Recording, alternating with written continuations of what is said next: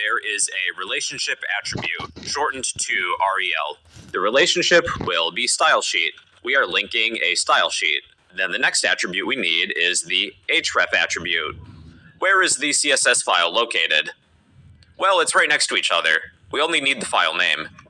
So we are linking the CSS style sheet. Now our CSS style sheet is linked to our HTML file. Now we need to link the JavaScript file to our HTML file. We can do that by adding a pair of script tags. We will set the source attribute to be the name of the JavaScript file, index.js.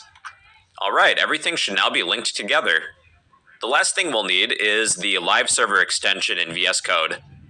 Go to extensions. We will search for live server. It should be this one. We are going to install this extension.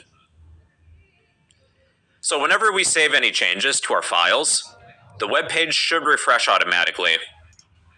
So now let's test this. You can go to File, Save, or use the shortcut.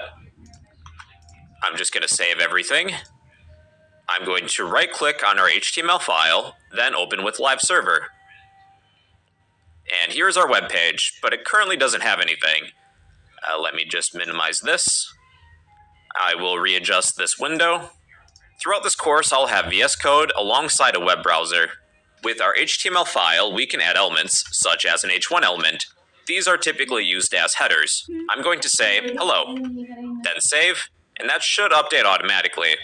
Or you can press the refresh button, but since we have Live Server installed, we shouldn't need to. Then paragraphs are typically used for a paragraph of text. In VS Code, to generate a random paragraph of text, you can type lorem, then hit tab. Now we should have a random paragraph. I believe it's Latin. At least it looks like it. To change the style of our web page, we can go to our style sheet. To change the style of the body of our document, we will select body. I'll change the font family to something else. Font family. How about Verdana? There, we now have a different font.